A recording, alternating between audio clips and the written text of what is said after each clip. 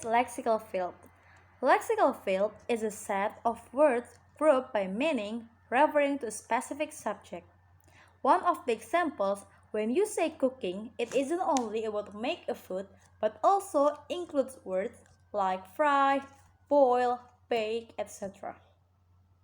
Let's check for another example of lexical field. Clothes. The meaning of clothes is the things that people wear to cover their body or to keep warm. In word group clothes, there are shirt, skirt, dress, t-shirt, trousers, etc. For example, Jane bought new some clothes yesterday. Makeup. The meaning of makeup is colored substance that are put on your face to improve or change your appearance. In word group makeup, there are lipstick, powder, eyeshadow, blush on, etc. For example, Serena prefers to use makeup that looks natural rather than the bold one. Jewelry. The meaning of jewelry is small things that you wear for decoration. In word group jewelry, there are rings, bracelet, necklace, etc. For example, my mother has a number of jewelry made of gold. Kitchen. The meaning of kitchen is the room where you prepare and cook food. In word group kitchen isn't only about food, but there are spoon, wok, spatula, pan, microwave, etc. For example, in my house, kitchen must always be clean if you don't want to see my mother's anger. Transportation. The meaning of transportation is a system or method for carrying passengers or goods from one place to another. In word group transportation, it is including a car, bus, train, motorcycle, etc. For example, Jakarta is one of the cities with the best public transportation in Indonesia. Learning. The meaning of learning is knowledge gained through reading and study.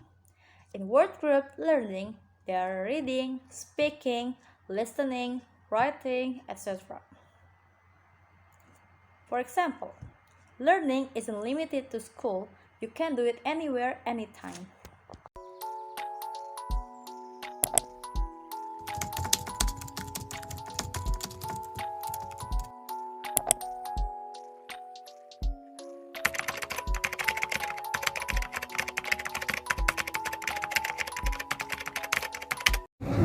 Next, style. Style divided into three.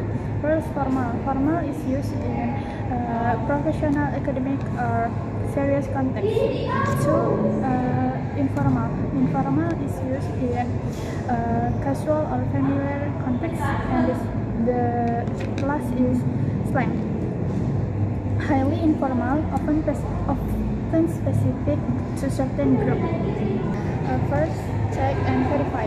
The definition of check is to make certain that something is safe, correct, or suitable. For example, double check all your belongings. And verify. The definition of verify to prove that something exists, or to make certain that something is correct. For example, are you able to verify your account? 2. Help and assist. The definition of help is to make it possible or easier for someone to do something. For example, I need your help. And the definition of assist is to help somebody to do something. For example, anyone willing to assist can contact this number. 3. Get and receive. The definition of get is to obtain, to buy, or to earn something. For example, she gets the album that she wants. And the definition of receive is to get or to be given something. For example, she received the letter from the company. Next, buy and purchase. The definition of buy is to get something by paying money for it. For example, I buy some books. And the definition of purchase is to buy something. For example, she cancelled the purchase of the items. Next, stop and cease. The definition of stop is to finish doing something that you were doing. For example, I couldn't stop laughing. And the definition of cease is to stop something. For example, whether the protest will cease remains to be seen.